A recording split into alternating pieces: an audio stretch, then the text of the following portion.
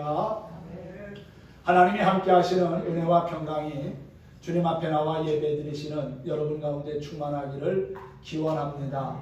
오늘은 데살로니가전서 5장의 말씀을 보면서 하나님의 뜻을 따라 삽시다 라는 주제로 은혜를 나누도록 하겠습니다. 하나님의 뜻을 이루려고 나름대로 열정을 가지고 사는데도 열매가 보이지 않고 삶의 변화가 없다면 얼마나 힘들겠습니까?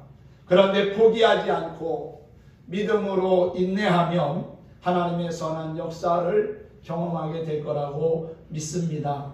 눈에 보이는 것 없고 손에 잡히는 것 없어도 주님을 신뢰하면 하나님의 약속 위에 서 있는 우리 자신을 보게 될 거라고 믿습니다.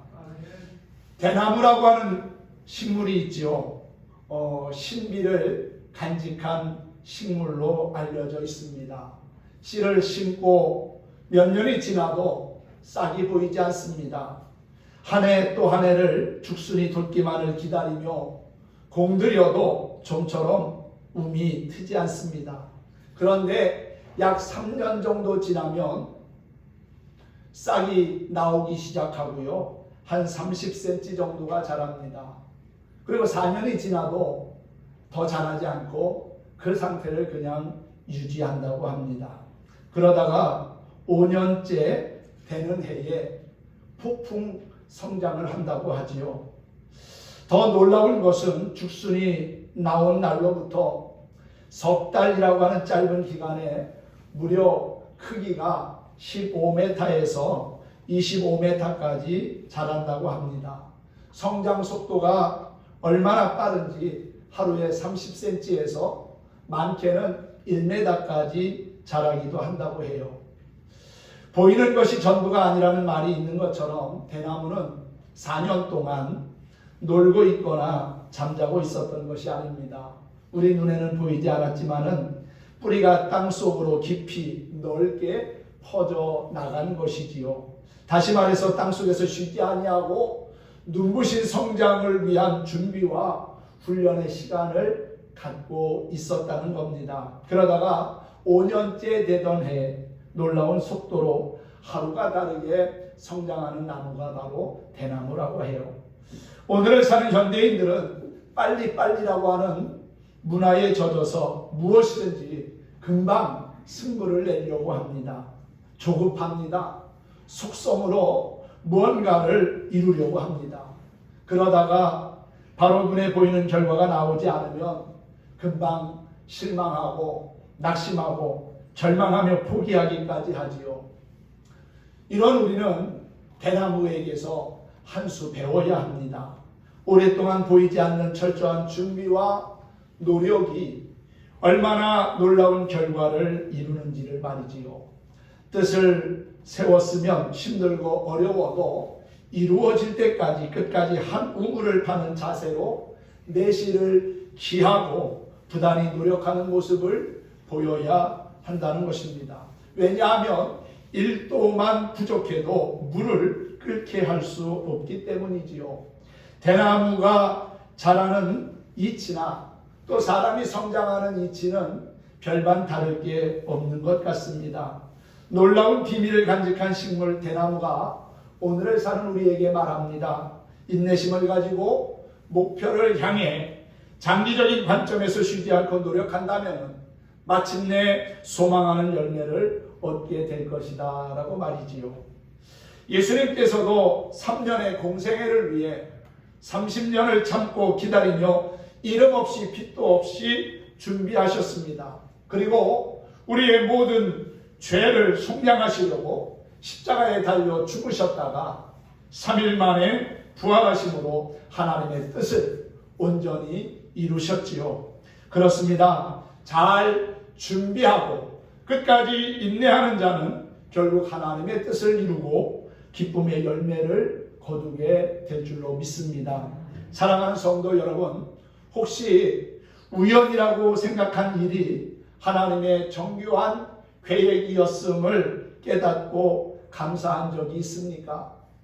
환경과 상황을 주관하시는 분은 지금도 살아계신 하나님이십니다. 할렐루야.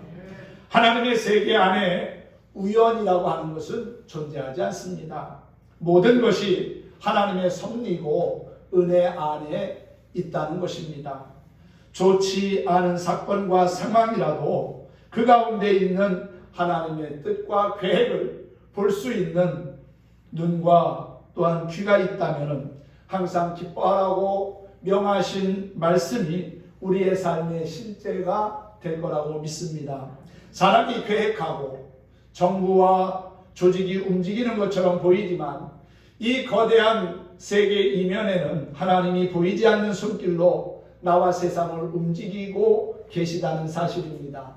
그 하나님의 섭리를 발견하고 그 뜻대로 순종할 수 있는 마음과 태도를 갖는다면 어떤 상황에서도 감사할 수 있다고 믿습니다. 하나님의 뜻이 우리의 삶을 통해서 이루어지길 소망하며 끝까지 믿음의 진보를 이루는 하나님의 사람들이 될 수 있기를 예수님의 이름으로 축원합니다. 데살로니가 전서는 사도 바울이 고린도에서 데살로니가에 살고 있는 교인들에게 보낸 첫 번째 편지입니다. 믿음 안에서 흔들리지 말고 견고히 서라고 권면하며 또한 올바른 재림 사상에 대하여 교훈하고 있는 것이지요. 이 땅에 다시 오실 주님을 기다리는데 낙심하지 말라는 겁니다. 여러 가지 시험과 고난과 어려운 상황이 올지라도 믿음을 포기하지 말고 끝까지 그 믿음과 신앙을 지켜가라고 권면하기 위해서 쓴 편지라는 것이지요. 그리고 바울은 먼저 성도들의 화목함을 이루기 위해서 게으른 자들을 권계하며 마음이 약한 자들을 격려하고 힘없는 자들을 붙들어주며 모든 사람에게 오래 참으며 악을 악으로 갚지 말고 모든 사람을 대할 때 항상 선을 따르라고 권면하고 있지요. 바울은 성도들을 향한 당부의 말씀으로 편지의 끝을 맺습니다. 12절에서 구하노니 또 14절에서 권면하노니라고 하는 표현이 있는데 마지막으로 갈수록 권면의 강도가 높아지고 있는 것을 알게 됩니다. 바울은 먼저 게으른 자들을 권계하라고 말하고 있지요. 이 권계한다는 말은 잘못되지 않도록 타일러 주의를 시키라는 겁니다. 게으름은 하나님의 신실하심에 반대가 되는 악을 뜻하기 때문입니다. 성실하신 하나님은 지금도 쉬지 않고 일하고 계십니다. 저와 여러분을 위하여 끊임없이 역사하고 계시다는 사실이지요. 마음이 약한 자들은 낙심한 사람, 마음이 작아진 사람들이고 특히 박해와 핍박으로 인해서 마음이 위축된 사람들을 가리킵니다. 또 바울은 육체적인 질병으로 약해져 힘이 없는 사람뿐만 아니라 도덕적으로나 영적으로 자기 자신을 지탱할 수 없는 사람들을 격려하고 위로해야 함을 권고하고 있지요. 그리고 원수를 사랑하라고 하신 예수님의 가르침대로 바울도 역시 악을 악으로 갚지 말고 선으로 악을 이기라고 하는 역설적인 가르침을 주고 있습니다. 화목을 이루는 것은 모든 공동체의 바람일 것입니다.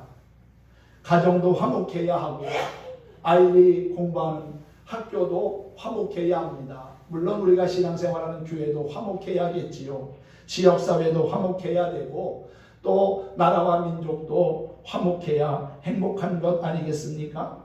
화목함을 이루기 위해서 주 안에서 먼저 자신을 다스리며 이해하고 배려하며 사랑의 띠로 하나가 되려고 하는 수고와 노력이 있어야 될 거라고 믿습니다.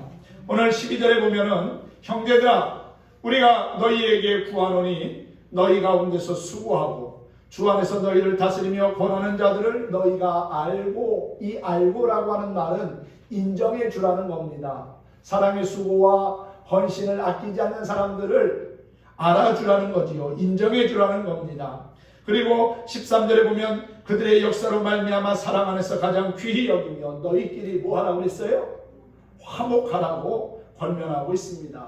여러분, 주 안에서 화목한 삶을 사시기를 바랍니다. 행복한 가정은 화목한 가정입니다. 여러분, 사람과 사람이 사는 세상에 불의와 다툼과 분쟁과 싸움만이 있다면 얼마나 삭막하고 또 힘든 세상이겠습니까? 그런데 하나님은 우리로 하여금 그렇게 서로 싸우고 대립의 각을 세우며 살라고 말씀하지 않고 화목한 삶을 살라고 권면하고 있습니다. 가정도, 우리가 살아가는 삶의 현장도 화목함을 이루어야 한다는 것이지요. 오늘 본문 말씀에 보면 하나님의 뜻을 소개하고 있습니다. 항상 기뻐하고 쉬지 말고 기도하고 범사에 감사하는 것이 우리를 향하신 하나님의 뜻이라고 말씀하고 있지요. 그리고 성령을 소멸하지 말고 예언을 멸시하지 말라고 했습니다. 범사에 헤아려 좋은 것을 취하고 악은 어떤 모양이라도 가까이 하지 말고 버리라고 권면하고 있지요. 16절에서부터 22절까지의 이와 같은 말씀은 모든 성도가 삶의 현장에서 가져야 할 가장 기본적이면서 필수적인 영성에 대한 권면입니다. 바울은 먼저 항상 기뻐할 것을 강조합니다. 기쁨은 하나님의 속성이요 성령의 열매이기도 합니다. 삶의 원동력이 되고요. 그래서 기쁨의 삶이 필요한 겁니다. 세상을 살면서 기쁨이 없다면 얼마나 힘들겠습니까? 가정에서도 기쁨이 있어야 되고요. 우리의 삶의 현장에서도 기쁨으로 일할 수 있다면 오히려 능률도 높아지지 않겠습니까? 서로 얼굴을 붉히고 불쾌한 감정을 드러내면서 살아가는 공동체는 비전이 없습니다. 그런데 얼굴에 기쁨이 있고 웃음이 있고 서로가 서로를 세워주고 높여주면서 으쌰으쌰하는 공동체는요, 비전이 있고요, 소망이 있는 것 아니겠습니까? 사랑하는 성도 여러분, 하나님을 신실히 믿는 자만이 상황과 조건을 초월할 수 있는 믿음을 얻고 그로 인하여 기뻐하게 될 거라고 믿습니다. 또 기도는 성도의 영적 호흡과도 같습니다. 성도는 하나님과 함께 영으로 호흡하며 끊임없이 친밀함을 누려야 합니다. 기도가 끊어지면 영혼은 호흡을 제대로 할 수 없기 때문에 영적 혼수 상태에 빠집니다. 숨은 쉬고 있지만 살아있다고 할 수 없는 상태가 혼수 상태 아닙니까? 건강한 신앙은 끊임없이 기도하며 하나님과 친밀함을 누리는 자에게 주어진다고 믿습니다. 그리고 성도는 어떤 상황에서도 하나님의 임재를 누리고 또한 인도하심을 확신하기에 늘 감사하며 살 수 있는 겁니다. 좋은 일이 있을 때만 감사하는 것 누구나 다 할 수 있는 일이지요. 하지만 삶이 힘들고 고되며 어려운 가운데서도 감사하는 것은 참으로 귀한 일이 아닐 수 없습니다. 그렇게 감사하는 것이 하나님의 기쁨이 되고 또한 다시 회복될 수 있는 충분한 조건이 된다는 것이지요. 날마다 때마다 늘 감사하며 사셔서 여러분의 삶이 하나님의 뜻을 이루는 복된 삶이 되기를 축원합니다. 할렐루야. 더불어 바울은 성령을 소멸하지 말라고 했습니다. 예언을 멸시하지 말라고 하고 있지요. 범사에 좋은 것을 취하고 악은 어떤 모양이라도 버리라고 권합니다. 성령을 거룩함으로 인도하는 안내자로 바울은 그렇게 소개하고 있습니다. 성령을 소멸하는 자는 사탄의 공격의 대상이 됩니다. 즉 타켓이 되어서 하나님과의 모든 관계를 스스로 끊는 어리석은 자가 되어져 버리고 맙니다. 성령의 인도함을 받는 자는 좋은 일이 찾아올 겁니다. 많이 그리고 크게 있게 될 줄로 믿습니다. 성령님의 인도를 구하는 자는 좋은 일이 있으리라. 많이 있으리라. 크게 있으리라. 할렐루야. 성령님의 인도를 구하는 자에게 하나님은 좋은 일을 많이 크게 허락해 주실 걸 믿습니다. 바울은 편지를 마무리하면서 예수님이 재림하심으로 역사의 종말이 임하는 순간 그 순간까지 평강의 하나님이 그분의 백성들을 인도하시며 보호하실 것을 간구하고 있지요. 하나님은 평강의 하나님이십니다. 샬롬의 하나님이십니다. 여러분, 하나님은 우리에게 평안을 주시기 위해서 친히 독생자 예수 그리스도를 보내주신 겁니다.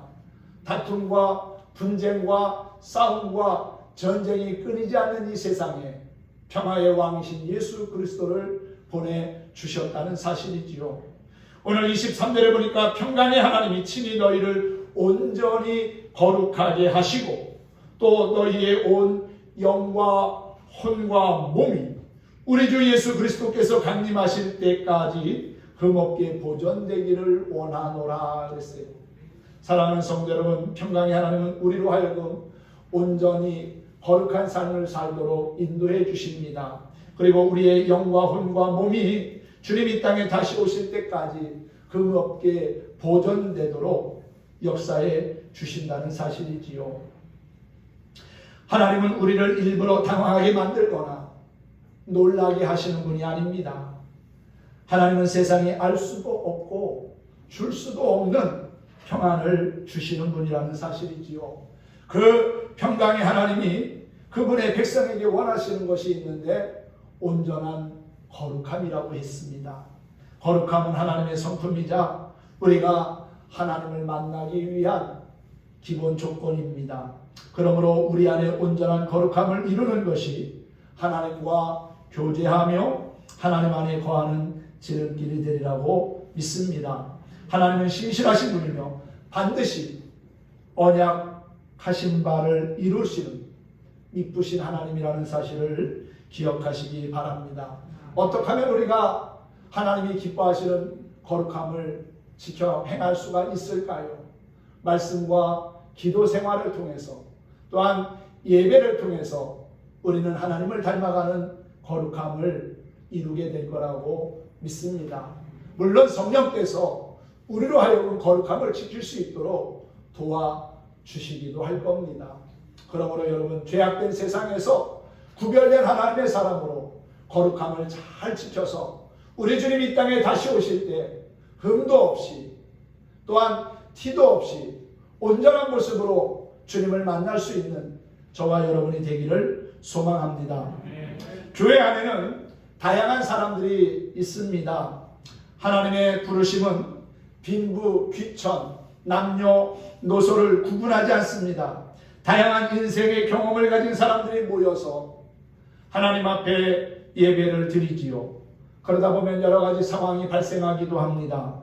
세상에서 버림받고 인정받지 못하고 또 사회에 적응하지 못해 교회를 피난처 삼아온 이들도 있고 또 한편으로는 세상에서 멋지게 성공하고 꿈을 이루어서 남은 생애를 하나님 앞에 헌신하려는 열정적이고 건강한 인격을 가진 사람도 있습니다. 어른들의 꿈과 희망이 되는 아이들도 있고요. 질풍노도의 상황 속에서 정체성을 찾기 위하여 방황하는 청소년들과 청년들도 있습니다. 삶의 무게에 지친 중장년도 있고요. 또한 노인 등 다양한 연령과 세대들이 함께합니다. 이 다양성이 하나됨을 이루기 위해서는 말씀과 성령 안에서 견고하게 세움을 입어야 한다는 것이지요. 그리고 그리스도의 온전한 몸을 이루기 위해서 서로 이해하고 협력해야 하는 것입니다. 말씀을 정리해 보겠습니다. 때를 따라 기뻐할 수는 있겠지만 항상 기뻐하는 것 쉽지 않습니다. 성도라면 누구나 기도하지만 쉬지 않고 기도하는 일 역시 어렵지요. 좋은 일이 있을 때 감사하기는 쉬워도 모든 일에 범사에 감사하는 것 쉽지 않습니다. 그래서 이 권면의 말씀은 어렵고 또 부담이 되기도 합니다. 기뻐하고 기도하며 감사하는 일, 이 세 가지는 사실 한 가지라고 할 수 있습니다. 이렇게 불가능해 보이는 기뻐하고 기도하고 감사하는 일이 가능해질 수 있는 방법이 하나 있습니다. 그것은 바로 하나님의 임재 안에 거하는 것입니다. 할렐루야. 하나님이 임재 안에 거한다는 것을 다른 말로 표현하면 성령 충만이라고 할 수가 있고요, 하나님과 동행하는 것이라고 할 수가 있고요, 하나님을 전심으로 사랑하는 거라고 말할 수 있습니다. 하나님은 그분의 백성과 늘 함께 하고 싶어 하십니다.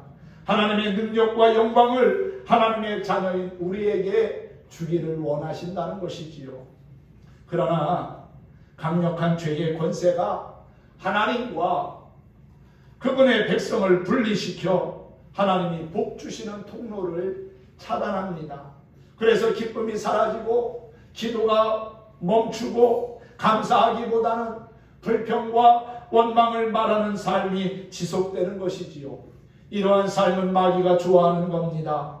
예수 그리스도의 보혈을 의지해서 죄의 권세를 끊고 하나님 앞에 거룩함과 정결함으로 나아갈 때 우리는 하나님의 뜻을 온전히 이루게 될 거라고 믿습니다. 항상 기뻐하고 쉬지 말고 기도하며 범사에 감사하는 일은 하나님을 내 안에 그리고 내 삶의 중심에 모실 때 가능하다는 사실을 믿으시기 바랍니다. 느헤미야라고 하는 선지자가 있습니다. 느헤미야 시대에 백성들은 하나님의 말씀을 잃어버리고 또한 하나님의 뜻을 깨닫지 못하며 살았습니다. 그러다가 성전을 보수하던 가운데 율법책을 발견합니다. 하나님의 말씀을 발견한 것이지요. 백성들을 수문 앞 광장으로 모이게 했습니다. 그리고 학사 에스라가 그 율법책을 읽기 시작할 때 백성들이 다 서서 하나님의 말씀을 듣습니다. 말씀을 들으며 마음의 찔림을 받습니다.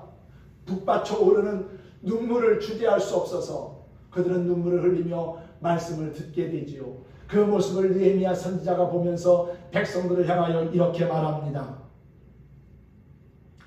이날은 우리 주의 성일이니 근심하지 말라. 여호와를 인하여 기뻐하는 것이 너희의 힘이니라. 할렐루야.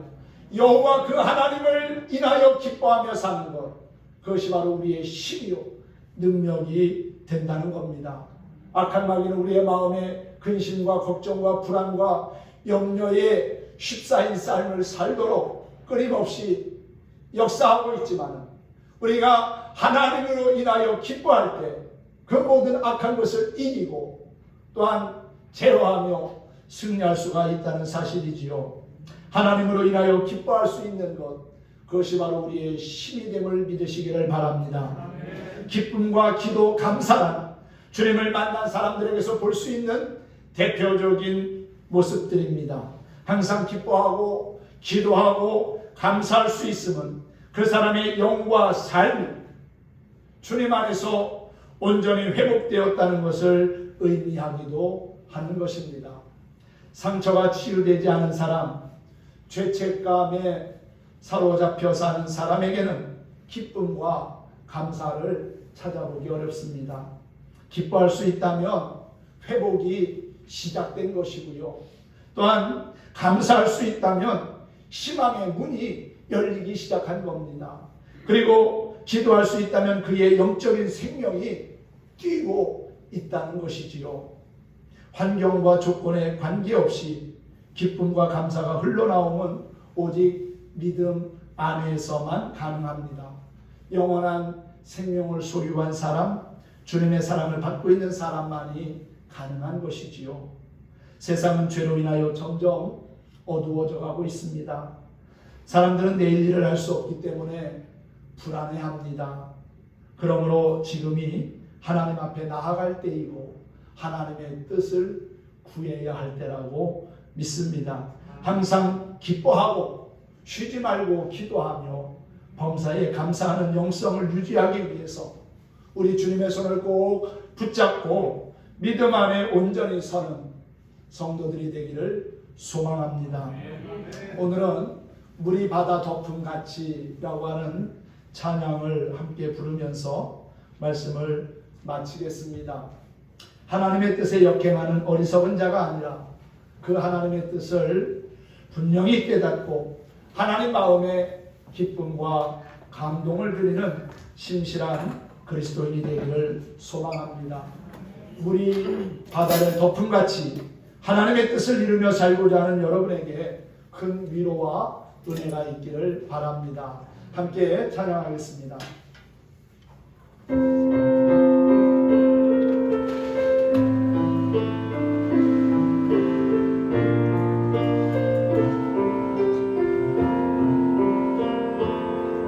세상 모든 민족이 구원을 얻기까지 쉬지 않으시는 하나님, 주의 심장 가지고 우리 이제 일어나 따르게 하소서. 세상 모든 육체가 주의 영광 보고 우릴 부르시는 하나님, 주의 손과 알레요 세상을 치유하며 성리게 하소서. 우리 바다 덮음같이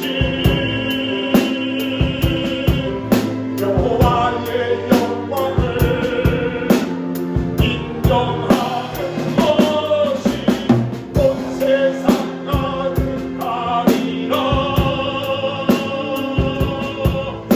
우리 바다 덮음같이, 우리 바다 덮음같이, 우리 바다 덮음같이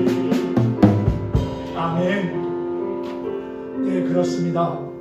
세상 모든 민족이 구원을 얻기까지 쉬지 않으시는 하나님, 우리 역시 주님의 심장을 가지고 일어나 그 주님을 따라야 할 줄로 믿습니다. 주님의 손과 발이 되어 세상을 치유하며 주님을 섬기는 신실한 그리스도인이 되기를 원합니다. 우리 바다를 덮음같이 하나님의 영광이 여러분들을 덮으셔서 삶이 회복되고 건강이 치유되고 강건케 되기를 소망합니다. 2022년 나를 향하신 하나님의 뜻대로 한번 멋지게 살아보시지 않겠습니까? 항상 기뻐하며 삽시다. 깨어 기도하며 삽시다. 범사의 모든 일에 감사하며 살아가십시다. 그러면 반드시 좋은 일이 우리 가운데 찾아올 줄로 믿습니다. 하나님 주시는 평안과 기쁨 그리고 행복이 우리의 인생을 풍성하게 채울 겁니다. 우리 바다를 덮음같이 하나님의 영이 여러분의 삶을 덮으셔서 늘 승리하는 귀한 역사가 있기를 예수 그리스도의 이름으로 축원합니다. 축복합니다.